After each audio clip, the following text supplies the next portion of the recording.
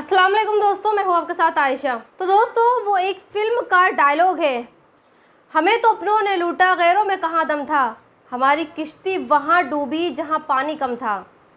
ये डायलॉग आप मुसलमानों पर बड़ा फिट बैठता है, क्योंकि आज मुसलमानों का अगर कोई दुश्मन है तो वो ख़ुद मुसलमान है। और इसका सबसे ताज़ा एग्ज़ाम्पल हमारे सामने शाहरुख खान है, जिसे मुसलमान अपना समझते हैं। लेकिन ये शाहरुख खान अब किसी गैर मुस्लिम से कम नहीं, बल्कि मैं तो इस शाहरुख खान को मुनाफिक कहती हूँ, और इसकी वजह भी है। आजकल ये शाहरुख खान मंदिरों के चक्कर काट रहा है और दुआएं मांग रहा है कि इसकी आने वाली फिल्म जवान हिट हो जाए। कल अपने पूरे परिवार के साथ तिरुपति के एक मंदिर में था। इससे पहले ये कटरा गया था, वहाँ इसमें वैष्णो देवी के मंदिर में माथा टेका था।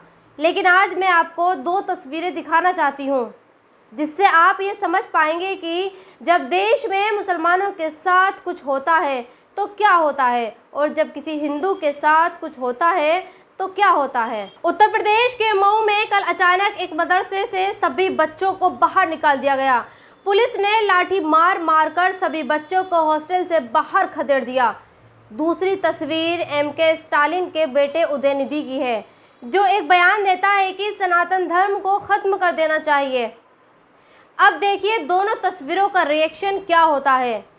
जब उदयनिधि ने सनातन धर्म के बारे में कुछ कहा तो पूरे देश के 110 करोड़ हिंदू खड़े हो गए। केंद्र और राज्य सरकारों के सभी मंत्री एक होकर ये बोल रहे हैं कि उदयनिधि स्टालिन हिंदू धर्म का दुश्मन है और उसकी जगह सलाखों के पीछे होनी चाहिए। कई थानों में उदयनिधि के खिलाफ शिकायतें दर्ज हो चुकी हैं, लेकिन दूसरी तरफ मदरसे के बच्चे हैं जो पुलिस की लाठियां खाकर अपने घरों को लौट चुके हैं, जिनकी आवाज़ उठाने वाला कोई नहीं है, जिनके लिए कोई ये पूछने वाला नहीं है कि इन बच्चों को मदरसे से क्यों भगाया गया है। कोई टीवी चैनल इन बच्चों की खबर नहीं चला रहा, कोई टीवी चैनल इन बच्चों के लिए डिबेट नहीं कर रहा है। जानते हैं क्यों? क्योंकि शाहरुख खान की वजह से, क्योंकि देश की मेजॉरिटी को पता है कि मदरसे के बच्चों को अगर फांसी पर भी चढ़ा दिया जाएगा तो भी कोई कुछ नहीं कहेगा। शाहरुख जैसे मुसलमान खामोशी के साथ अपने घरों में बैठे रहेंगे, अपनी फिल्मों का प्रचार प्रसार करते रहेंगे, और सिर्फ यही नहीं, वो मंदिरों में भी जाते रहेंगे ताकि जब उनकी फिल्में रिलीज़ हों तो देश की मेजॉरिटी को ये ना लगे कि वो मुसलमान हैं। उन्हें ये लगना चाहिए कि शाहरुख तो सभी धर्मों को मानता है। अब आप सोचिए, इस देश में मुसलमानों की आवाज़ कौन उठाएगा? कौन ये समझेगा कि मुसलमानों पर जुल्म हो रहा है? हाँ, मुसलमान एक चीज़ और करते हैं, ख़ास तौर पर मुस्लिम लड़कियां ये चीज़ करती हैं। ये यूपी के बुलंदशहर की एक पुलिस अधिकारी है। जानते हैं इन्होंने क्या बताया है? इन्होंने बताया है कि एक मुस्लिम लड़की जिसका गैंगरेप हुआ है, वो धीरज नाम के एक लड़के की दोस्त थी। दोनों साथ में बीए में पढ़ते थे। एक रोज़ धीरज ने लड़की को बुलाया और फिर अपने दोस्तों के साथ मिलकर गैंगरेप किया।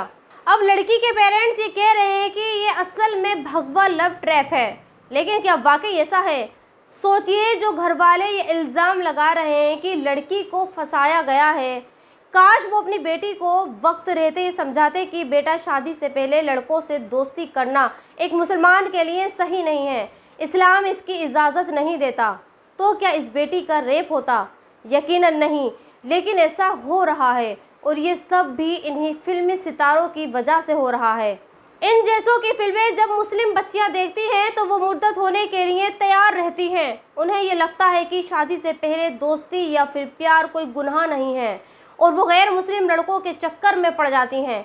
नतीजा हमारे सामने है, कभी उनका गैंगरेप होता है, कभी उनका कत्ल। लेकिन ये बात ना तो लड़कियों को समझ में आ रही है और ना ही लड़कियों के माँ बाप को।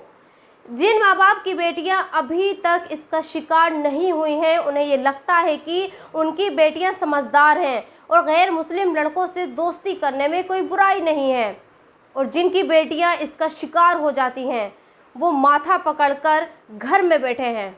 तो दोस्तों, इस वीडियो में इतना ही। आप भी अपनी राय कमेंट्स बॉक्स में लिख सकते हैं, और अगर अब तक आपने मेरे चैनल को सब्सक्राइब नहीं किया है तो प्लीज़ सब्सक्राइब ज़रूर कर दें। शुक्रिया।